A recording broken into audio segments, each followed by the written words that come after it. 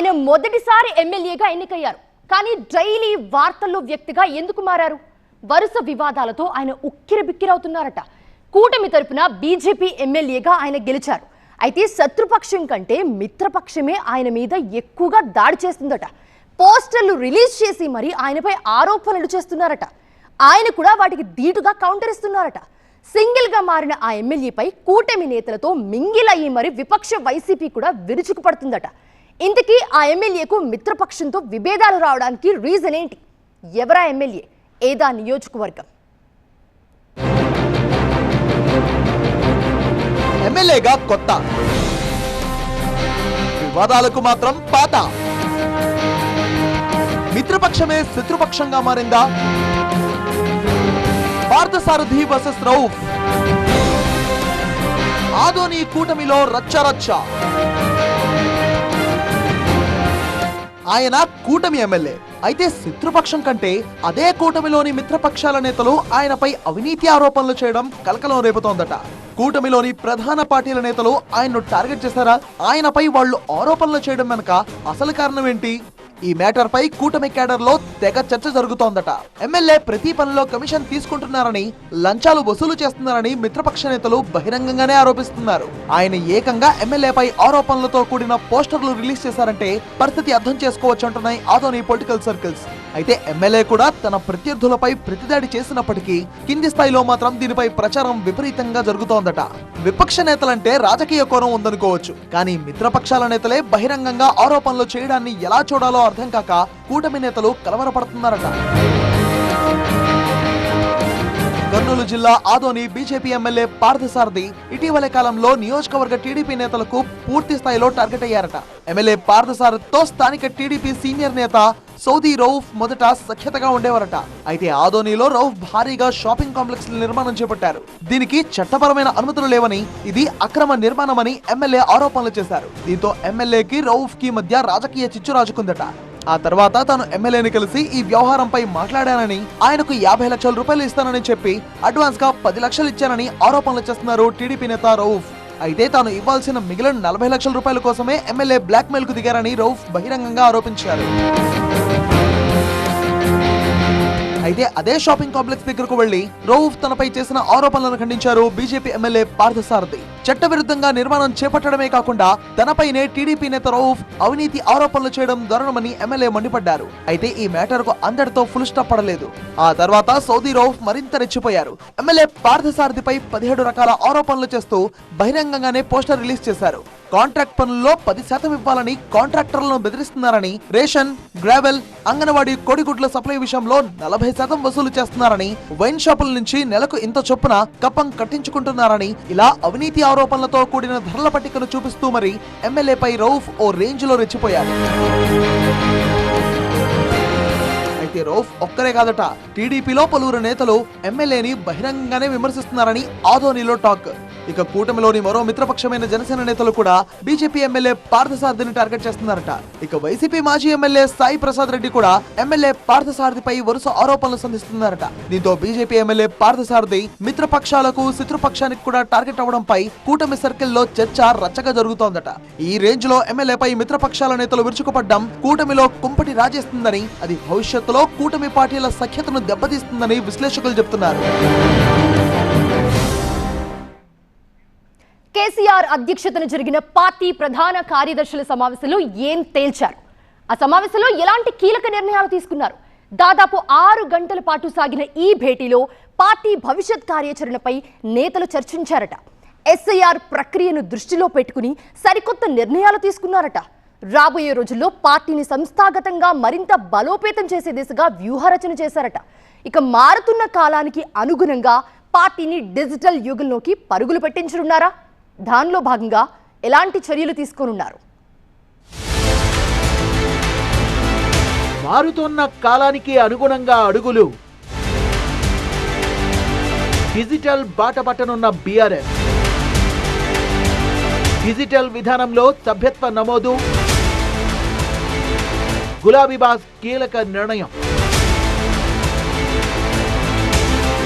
Digital యుగానికి అనుగుణంగా తనను తాను మార్చుకోవడానికి గులాబీ పార్టీ అడుగులు వేస్తోందట.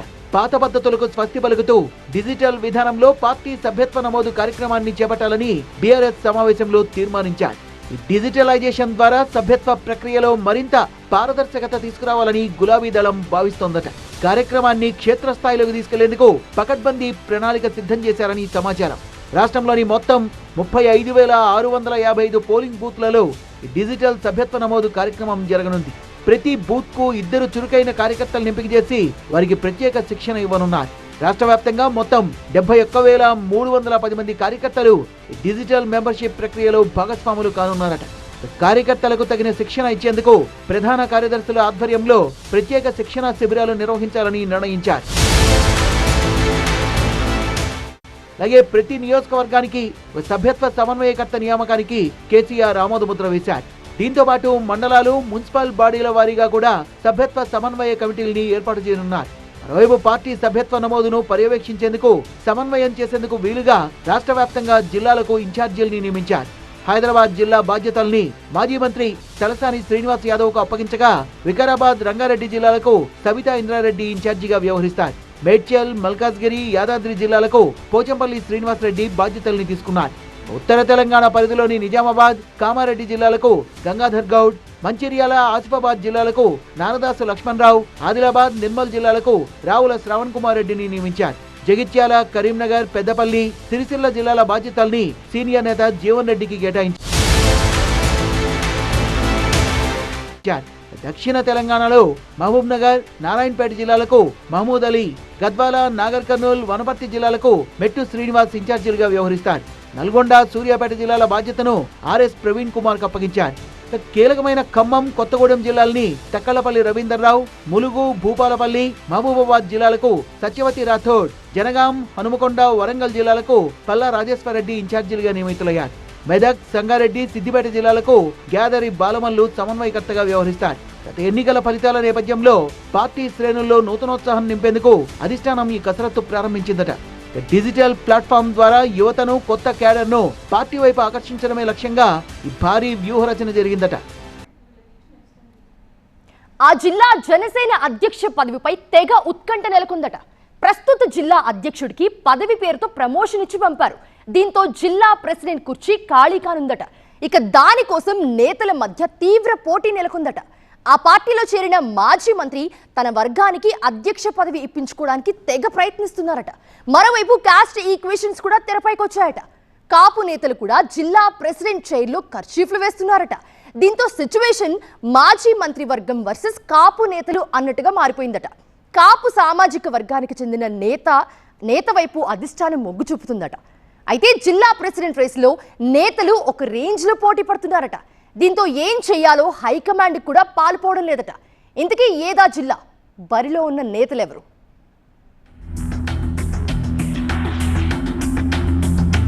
ఒక కుర్చీ, అనేక కర్చీఫ్లు, జిల్లా ప్రెసిడెంట్ పోస్టు కోసం పోటీ, బాలినేని వర్గంతో కాపు నేతల ఢీ. కౌన్ బనేగా ప్రకాశం జిల్లా జనసేన ప్రెసిడెంట్. ప్రకాశం జిల్లా జనసేన అధ్యక్ష పదవికి డిమాండ్ పెరిగిందట. ప్రస్తుతం జిల్లా అధ్యక్షుడిగా ఉన్న షేక్ రియాజ్ కు రాష్ట్ర స్థాయి కార్పొరేషన్ పదవి లభించడంతో జిల్లా అధ్యక్ష పదవి ఖాళీ అవనుందట. దీంతో జిల్లా అధ్యక్ష పదవి కోసం జనసేన నేతల్లో పోటీ పెరిగిందట. జనసేనలో ఉన్న మాజీ మంత్రి బాలినేని శ్రీనివాసులరెడ్డి వర్గీయులు అధ్యక్ష పదవి కోసం కర్చీఫ్ వేసి కూర్చున్నారట. బాలినేని వర్గానికి దీటుగా కాపు వర్గం నేతలు కూడా అధ్యక్ష పదవి కోసం తీవ్రంగా పోటీ పడుతున్నారట. ఎవరికి వారు పదవి కోసం పోరాడుతూ 2 వర్గాలుగా చీలిపోయారట. నేతల మధ్య పోరుతో కొత్త అధ్యక్షుడి నియామకం విషయంలో ఏం చేయాలో అర్థం కాక తలలు పట్టుకుంటున్నారట జనసేన పెద్దలు. జనసేన అధ్యక్షుడు డిప్యూటీ సీఎం పవన్ కళ్యాణ్ పార్టీని పటిష్టం చేసేందుకు కసరత్తు చేస్తున్నారట. దీనిలో భాగంగా జిల్లా పార్టీల్లో మార్పులు చేర్పులు చేసేందుకు రంగం సిద్ధం చేస్తున్నారట. దీనిలో భాగంగా ఇప్పటి వరకు ఉన్న జిల్లాల అధ్యక్షులకు నామినేటెడ్ పదవులు లేదా పార్టీలో ప్రమోషన్ ఇచ్చి కొత్త అధ్యక్షులను నియమించే పనిలో పడ్డారట. దీంతో ఉమ్మడి ప్రకాశం జిల్లా అధ్యక్ష పదవి కోసం పలువురు నేతలు పోటీ పడుతున్నారట. మాజీ మంత్రి బాలినేని శ్రీనివాసులరెడ్డి తన వర్గానికి ప్రాధాన్యం ఇవ్వాలని కోరుతున్నారట. ఇక బాలినేనిని వ్యతిరేకిస్తూ TDP MLA Damacharla Janardhan group లో ఉన్నారని పేరు తెచ్చుకున్న కాపు నేత, పారిశ్రామికవేత్త కంది రవిశంకర్ తాను కూడా రేసులో ఉన్నానంటున్నారట. జనసేన జిల్లా అధ్యక్ష పదవి కోసం పలువురి పేర్లను పరిశీలనలోకి తీసుకున్న రవిశంకర్ పేరు ప్రముఖంగా వినిపిస్తోందట. బాలినేనిని వ్యతిరేకించే ఒంగోలు టీడీపీ ఎమ్మెల్యే దామచర్ల జనార్దన్, జనసేన నేత షేక్ రియాజ్ల మద్దతు రవిశంకర్ కు ఉంటుందంటున్నాయట జనసేన వర్గాలు. దీంతో రవిశంకర్ ను ప్రకాశం జిల్లా అధ్యక్షుడిగా నియమించేందుకు ఎక్కువ అవకాశాలు ఉన్నాయని ప్రచారం జరుగుతోందట. కాపు సామాజిక వర్గానికి ఈసారి అధ్యక్ష పదవి ఇవ్వాలని అధిష్టానం ఆలోచన చేస్తూ ఉండడంతో అది రవిశంకర్ కు కలిసి వస్తుందని ఆయన వర్గీయులు భావిస్తున్నారట. ఏడాదిన్నర క్రితం జనసేనలో చేరిన బాలినేని శ్రీనివాసులరెడ్డి ప్రస్తుతం ఆ పార్టీలో కీలకంగా వ్యవహరిస్తున్నారట. ఈ మధ్య ఒంగోలులో బాలినేని ఆధ్వర్యంలో ప్రకాశం, నెల్లూరు జిల్లాల జనసేన నేతల సమావేశం జరిగింది. దానిలో రాబోయే స్థానిక సంస్థల ఎన్నికల వ్యూహాలపై చర్చించారట. అయితే ఈ సమావేశానికి బాలినేని వ్యతిరేక వర్గంగా ఉన్న ప్రస్తుత జిల్లా అధ్యక్షుడు ఉడా చైర్మన్ షేక్ రియాజ్, కాపు నేత రవిశంకర్లు హాజరు కాలేదట. ఈ నేపథ్యంలో ఉమ్మడి ప్రకాశం జిల్లా జనసేన అధ్యక్ష పదవి బాలినేని వర్గానికి దక్కుతుందా లేక ఆయన వ్యతిరేక వర్గం ఎగరేసుకుపోతుందా అన్న చర్చ జనసేనలో జోరుగా నడుస్తోందట. ఎవరు ఏ గ్రూప్ లో ఉన్నా, ఎన్ని లెక్కలు వేసుకున్నా అందరినీ కలుపుకొని పోతూ రాజకీయాలు చేస్తున్న జనసేన నేతలు మాత్రం అన్ని లెక్కలు అధిష్టానం తేలుస్తుందంటున్నారట. తమను కలిసి మద్దతు కోరుతున్న రెండు గ్రూపులకు చెందిన నాయకులకు ఇదే చెబుతున్నారట. దీంతో జనసేన హైకమాండ్ దగ్గర మార్కులు కొట్టేయడానికి రెండు వర్గాలు పోటీ పడుతున్నాయట. మరి అదృష్టం ఎవరిని వరిస్తుందో వేచి చూడాలంటున్నాయి పార్టీ వర్గాలు.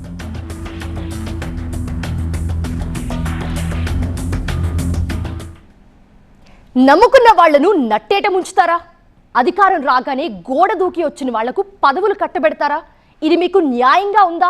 10 ఏళ్ల పాటు కాంగ్రెస్ అధికారులు లేకపోయినా ప్రాణాలను పనంగా పెట్టి మరీ పనిచేశారు.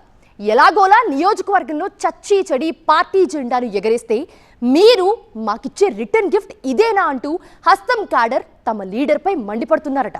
కష్టం మాది, అధికారం వలస నేతలకా అంటూ అగ్గి మీద గుగ్గిలమవుతున్నారట. సీనియర్లకు పదవుల్లో ప్రాధాన్యత ఇవ్వకపోతే తడాకా చూపిస్తామంటూ ఏకంగా ఎమ్మెల్యేకే వార్నింగ్ ఇచ్చారట. ఇంతకీ ఏదా నియోజకవర్గం?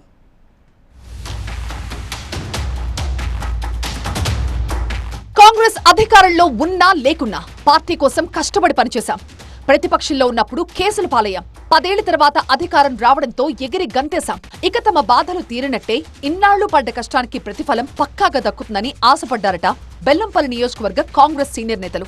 కానీ 2 ఏళ్లుగా ఎదురు చూసిన వాళ్ల ఆశలు ఫలించకపోగా ఇతర పార్టీల నుంచి వచ్చిన వలస నేతలకి కాంగ్రెస్ ఎమ్మెల్యే గడ్డం వినోద్ పదవులు కట్టబడుతున్నారట. దీంతో హస్తం పార్టీ సీనియర్ క్యాడర్ అగ్గి మీద గుగ్గిలమవుతోంది. తాము కష్టపడితే వలస వచ్చి అధికార దర్పం చూపిస్తున్నారంటూ ఫైర్ అవుతున్నారు. ఇలా అయితే అస్సలు కుదరదు. పార్టీలో సీనియర్లకి ప్రాధాన్యం ఇవ్వకపోతే తమ పవర్ ఏంటో చూపిస్తామని ఎమ్మెల్యే గడ్డం వినోద్ కి వార్నింగ్ ఇచ్చారు. తమకి పదవుల విషయంలో అధిష్టానం పునరాలోచన చేయకపోతే మూకుమ్మడిగా రాజీనామాలు చేస్తామని హెచ్చరించడంతో బెల్లంపల్లి అధికార పార్టీలో అగ్గిరాజుకుందట. మంచిర్యాల జిల్లా బెల్లంపల్లి అసెంబ్లీ నియోజకవర్గం 2009 పునర్విభజనలో కొత్త నియోజకవర్గంగా ఏర్పడింది. అప్పటి నుంచి ఈ నియోజకవర్గంలో పాగా వేయడానికి కాంగ్రెస్ విశ్వ ప్రయత్నాలు చేసింది. ఎట్టకేలకు 2023 అసెంబ్లీ ఎన్నికల్లో ఆ నియోజకవర్గంలో కాంగ్రెస్ ఎమ్మెల్యేగా గడ్డం వినోద్ గెలుపొందారు. రాష్ట్రమంతా కాంగ్రెస్ గాలి వీయడం, సీనియర్ నేతలు పార్టీ విజయం కోసం కష్టపడటంతో ఈ నియోజకవర్గాన్ని కాంగ్రెస్ దక్కించుకోగలిగిందట. అయితే ఎమ్మెల్యే గడ్డం వినోద్ విజయంతో సంబరాలు చేసుకున్న క్యాడర్ ఏడాది తిరగకుండానే నిరాశలో మునిగిపోయిందట. అటు రాష్ట్రంలో ఇటు నియోజకవర్గంలో కాంగ్రెస్ గెలవటమే ఆలస్యం. ప్రతిపక్ష నేతలంతా గోడ దూకేసి హస్తం గూటికి చేరిపోయారు. దీంతో కాంగ్రెస్ సీనియర్లు సైడ్ అయిపోయారు. దీంతో ఇన్నాళ్లు పార్టీ కోసం అహర్నిశలు శ్రమించిన క్యాడర్ కుంగిపోతున్నారు. అయితే తాజాగా పదవుల విషయంలో జరిగిన పరిణామాలతో ఎమ్మెల్యేపై కాంగ్రెస్ సీనియర్లు భగ్గుమన్నారట. తాజాగా పార్టీ పదవులని అధిష్టానం ఖరారు చేయడంతో ఇన్నాళ్లు పార్టీ కోసం క్రమశిక్షణతో పనిచేసిన కార్యకర్తలకే పదవులు దక్కుతాయని అంతా భావించారట. అయితే తామొకటి తలిస్తే తమ ఎమ్మెల్యే గడ్డం వినోద్ మరొకటి తలిచారు. ఆయన కాంగ్రెస్ సీనియర్స్ ని కాదని కొత్తగా వచ్చిన వలస పక్షులకే పట్టణ కాంగ్రెస్ అధ్యక్ష పదవులని కట్టబెట్టారట. ఇదేంటని ప్రశ్నిస్తే అదంతే, ఎమ్మెల్యే నిర్ణయం తీసేసుకున్నారంటూ ఆయన పిఏల నుంచి ఆన్సర్ వచ్చిందట. దీంతో చిర్రెత్తుకొచ్చిన బెల్లంపల్లి నియోజకవర్గ కాంగ్రెస్ సీనియర్ నేతలు పార్టీకి మూకుమ్మడిగా రాజీనామాలు సమర్పించాలని డిసైడ్ అయ్యారట. ఈ నిర్ణయంతో ఒక 2 మండలాల్లో పార్టీ 2గా చీలిపోయినంత పనైంది.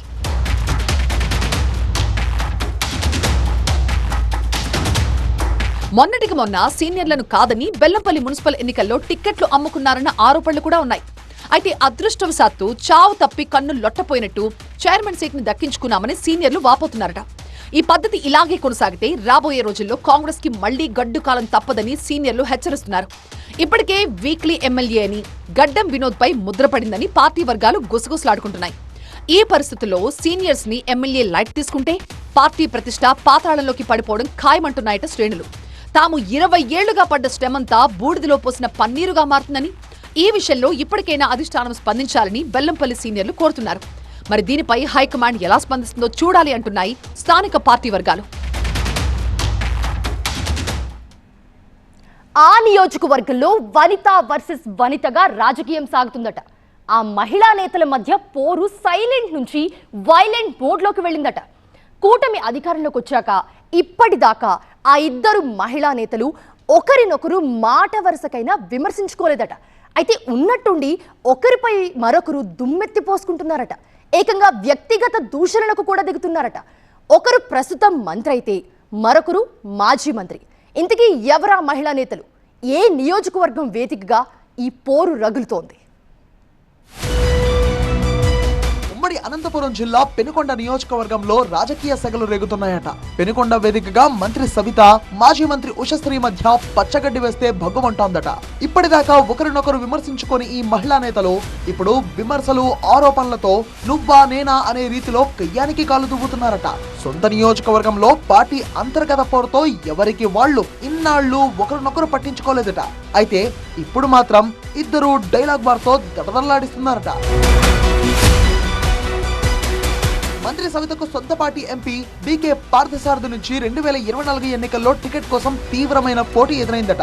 అయితే ఎన్నికలయ్యాక కూడా మంత్రి సవిత, ఎంపీ పార్థసారథి ఎడమొహం పెడమొహంగానే ఉన్నారని టీడీపీ వర్గాల్లో టాక్.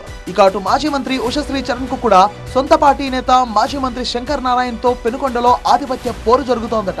2019లో పెనుకొండ నుంచి పోటీ చేసి గెలిచిన శంకర్ నారాయణ మంత్రిగా పనిచేశారు. అయితే 2024 ఎన్నికల్లో అనంతపురం నుంచి వైసీపీ ఎంపీ అభ్యర్థిగా పోటీ చేసిన ఆయన ఓడిపోయారు. 2024 ఎన్నికల తర్వాత శంకర్ నారాయణ తిరిగి తన మకాం పెనుకొండకు మార్చారు. కళ్యాణదుర్గం నుంచి పెనుకొండకు వచ్చిన ఉషశ్రీ 2024 ఎన్నికల్లో ఓడిపోయారు. దీంతో అటు కళ్యాణదుర్గం వెళ్లలేక ఆమె పెనుకొండలోనే పూర్తి స్థాయి రాజకీయాలు చేస్తున్నారట. దీంతో పెనుకొండ వైసీపీలో అటు మాజీ మంత్రి ఉషశ్రీ, ఇటు మరో మాజీ మంత్రి శంకర్ నారాయణ మధ్య ఆధిపత్య పోరు మొదలైందట. ఓ దశలో మాజీ మంత్రి శంకర నారాయణను పెనుకొండలో ఉన్న ఇల్లు అమ్ముకుని నియోజకవర్గం విడిచిపెట్టి వెళ్లిపోవాలని ఉషశ్రీ చరణ్ ఒత్తిడి తీసుకొచ్చినట్టుగా శంకర్ నారాయణ వర్గం ఆరోపిస్తోంది. ఇలా ఈ ఇద్దరు మహిళా నేతలకు ఇంటి పోరుతోనే 20 నెలలు గడిచిపోయిందట. అయితే ఇప్పుడు మంత్రి సవిత, మాజీ మంత్రి ఉషశ్రీ మధ్య మాటల యుద్ధం తీవ్ర స్థాయిలో జరుగుతోందట. హాఫ్ నాలెడ్జ్ మంత్రి అని సవితను ఉషశ్రీ విమర్శించారట. ఫుల్ నాలెడ్జ్ ఉన్న మాజీ మంత్రి ఉషశ్రీని కళ్యాణదుర్గంలో తరిమి కొడితే ఆమె పెనుకొండలో వచ్చి పడ్డారని మంత్రి సవిత కౌంటర్ ఇచ్చారట. ఆస్తుల కోసం సొంత తల్లిపై మంత్రి సవిత కేసులు వేశారని మాజీ మంత్రి ఉషశ్రీ చరణ్ ఆరోపించారట. అయితే కళ్యాణదుర్గంలో గెలిపించి అందలమెక్కించిన కార్యకర్తలపై ఎస్సీ ఎస్టీ కేసులు పెట్టి జైలుకు పంపించారని ఉషశ్రీపై మంత్రి సవిత రివర్స్ అటాక్ చేశారు. పెనుకొండలో మంత్రి దౌర్జన్యాలు, భూ కబ్జాలు పెరిగిపోయాయని ఉషశ్రీ ఘాటుగా మాట్లాడితే కళ్యాణదుర్గంలో చెరువులు కబ్జా చేసి పెనుకొండకు వలస వచ్చిన ఉషశ్రీ కూడా తన గురించి మాట్లాడతారా అంటూ కౌంటర్ ఇచ్చారట సవిత. అయితే సొంత పార్టీ నాయకులు, కార్యకర్తలపై మంత్రి సవిత దురుసుగా ప్రవర్తించారనే ఆరోపణలు వచ్చాయట. దీంతో అలా జరగకుండా చూసుకోవాలని సీఎం చంద్రబాబు ఆమెకు సూచించినట్టుగా టీడీపీ వర్గాల్లో ప్రచారం జరుగుతోందట. దారి డైవర్షన్లో భాగంగానే జగన్ పై సవిత విమర్శలు చేస్తున్నారని ఉషశ్రీ ఆరోపిస్తున్నారట. ఇక ఉషశ్రీ మంత్రిగా ఉన్నప్పుడు కళ్యాణదుర్గంలో చేసిన అభివృద్ధి, ఇప్పుడు మంత్రిగా తాను పెనుకొండలో చేస్తున్న అభివృద్ధిపై చర్చకు రావాలని సవిత సవాల్ విసిరారట. పెనుకొండకు వలస వచ్చిన ఉషశ్రీ బెంగళూరు టు కళ్యాణదుర్గం, కళ్యాణదుర్గం టు పెనుకొండ, తిరిగి పెనుకొండ నుంచి బెంగళూరుకు తిరిగి వెళ్లే రోజులు దగ్గరలోనే ఉన్నాయని మంత్రి సవిత సెటైర్లు వేస్తున్నారట. నియోజకవర్గాల్లో తమకు పార్టీ పరంగా ఉన్న తలనొప్పులు తగ్గడంతో ఈ ఇద్దరు మహిళా నేతలు పెనుకొండ వేదికగా మాటల యుద్ధానికి తెరలేపారా అనే చర్చ జరుగుతోందట. నియోజకవర్గంలో పట్టు కోసం మాజీ మంత్రి ఉషశ్రీ ప్రయత్నిస్తుంటే మంత్రిగా తన దూకుడు ప్రదర్శించాలని సవిత చూస్తున్నారట. ఇలా ఈ ఇద్దరు మహిళా నేతల పోరు పెనుకొండ రాజకీయాలను హీటెక్కిస్తున్నాయట.